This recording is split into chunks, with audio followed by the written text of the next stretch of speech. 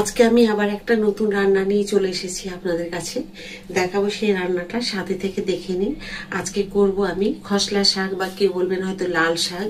এই যে এই শাকগুলো দেখুন, ধুয়ে জল ঝরতে দিয়েছি, আর সাথে দিয়েছি দুটো আলু। তো এখন দিয়ে দেবো আমি একটা শুকনো লঙ্কা ফোড়ন, দিয়ে দেবো কতগুলো বড়ি,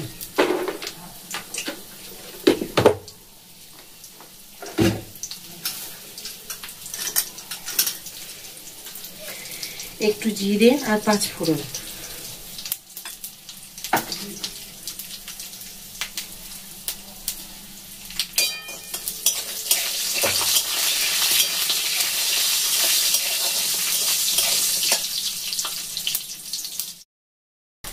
বড়িগুলো ভেজে নিয়েছি আমি। এখন দিয়ে দেবো কেটে রেখেছি, দেখুন ডুমো ডুমো করে ছোট ছোট আলু, সেই আলুগুলোকে।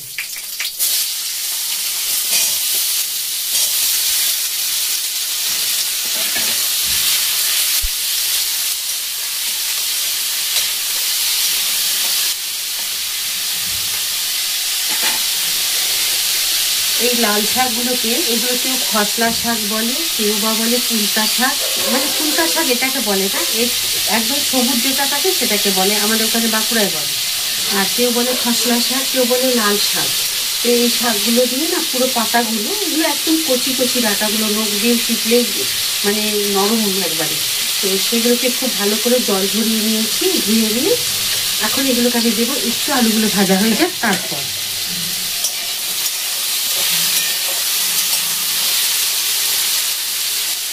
আমি বেটে নিয়েছি পোস্ত। তো শাক মাত্রই, যে কোনো শাকের পোস্ত, মানে শাক পোস্ত করতে গেলে কিন্তু একটু পরিমাণটা বেশি দিতে হয় পোস্ততে, তা নাহলে কিন্তু ভালো হয় না। শাকগুলো তাকিয়ে থাকবে, আলু তাকিয়ে থাকবে, সেগুলো ভালো লাগে না। পোস্তর পরিমাণটা একটু বেশি দিতে হয়। তো আমার শাকের পরিমাণ আছে মানে ছোট ছোট 2 আটি, আর আলু দিয়েছি দুটো, মানে ধরে নিন 200 গ্রাম 250 গ্রাম আলু আছে, আর 2 আটি শাক দিয়েছি। আপনারা আলু পরিমাণটা কমিয়েও দিতে পারেন, কিন্তু আলু দিয়েও না করলেও চলবে।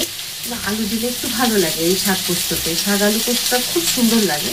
আর যদি শাক দিয়ে করেন না, শাক দিয়ে পোস্তটা ভালো লাগে, বড়ি দিতে হবে, কিন্তু সেটা মনে হয় যেন পোস্ত খাচ্ছি ঠিকই, কিন্তু আলু দিলে একটু বেশি ভালো হয়। তো আপনারা সেটা আপনাদের ইচ্ছে মতো আপনারা করবেন। অনেকেই বাড়িতে সুগার পেশেন্ট থাকে, তো বাড়িতে আলুটা চলে না, সেই কারণে আমি কথাটা করলাম।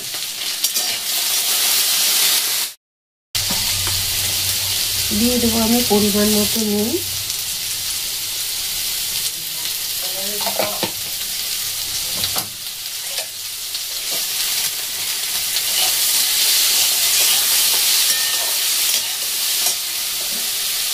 কেটে রাখা শাকগুলোকে দিয়ে দিলাম।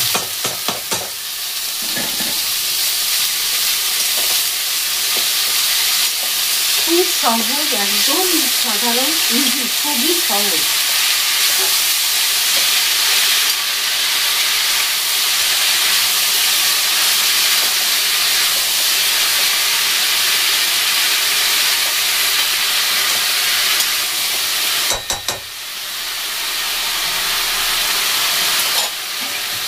একটা ঢাকা দিয়ে দিলাম, দিয়ে একদম লো ফ্লেমে দিয়ে দেবো 5 মিনিট। কারণ শাকে আলুতে সবে যখন নুন দেওয়া হয়ে যায়, তখন যদি প্রচুর জল বেরোয়, তো আমি জল ঝরিয়ে নিলে কিন্তু খুব একটা বেশি জল বেরোয় না। আমি তো ঝরিয়ে নিয়েছি, তো যদি বেশি জল বেরোয় তাহলে একটু হাই ফ্লেমে দিয়ে করে নিতে হবে রান্না।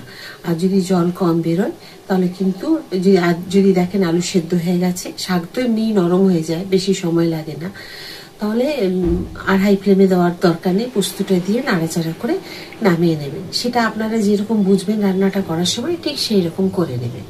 তো আমি এখন লো ফ্লেমে রেখে দেবো 5 মিনিট। 5 মিনিট পরে আবার আপনাদের দেখাবো কিরকম হয়েছে।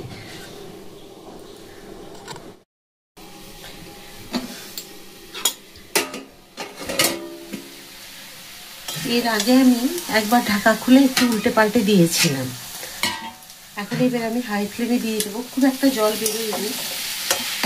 আর আমি পোস্ত বেটে রেখেছি মিক্সি ধোয়া জল, তার সাথে একটু দিয়ে আমি এখন দিয়ে দিলাম।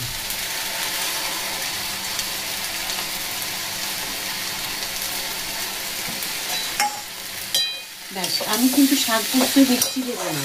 আপনারা যদি মিষ্টি খাওয়া পছন্দ করেন পোস্ততে, তাহলে একটু দিতে পারেন। আমরা পোস্ততে খুব একটা মিষ্টি খাই না। যদি তেঁতুল পোস্ত বা টমেটোর পোস্ত যখন করি, খুব যদি টক থাকে তখনই দিই, তাহলে পোস্ত খুব বেশি মিষ্টি আমরা খাই না।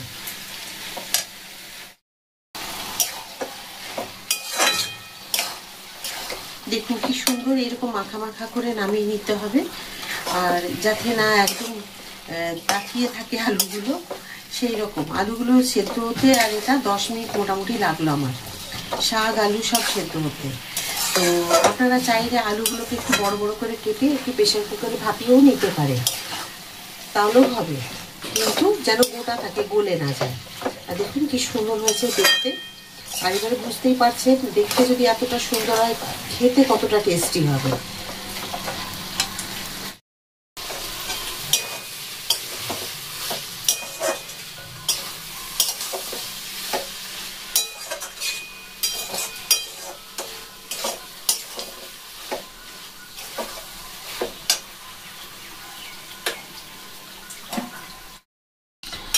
পোস্ত আমার রান্না হয়ে গেছে, গ্যাস অফ করে দিয়েছি। আর বড়িগুলো দেখুন একদম গোটা গোটা আছে। এই যে দেখুন বড়িগুলো, চাইলে আপনারা ভেঙেও দিতে পারেন, কিন্তু গোটা গোটা থাকলে পাতাতেও দিতে পারবেন। তো কেমন হয়েছে আজকে, আপনাদের কেমন লাগলো এই লাল শাক বা খসলা শাকের বড়ি আলু পোস্ত? আশা করি আপনাদের সকলেরই ভালো লেগেছে। যদি আজকে এই পোস্ত রান্নার ভিডিও আপনাদের সকলের ভালো লেগে থাকে, তো প্লিজ লাইক, সাবস্ক্রাইব আর শেয়ার করে আমার সাথে থাকবেন। আবার একটা নতুন ভিডিওতে নতুন রান্না নিয়ে আমি চলে আসবো। সবাই খুব ভালো থাকুন, সুস্থ থাকুন। নমস্কার।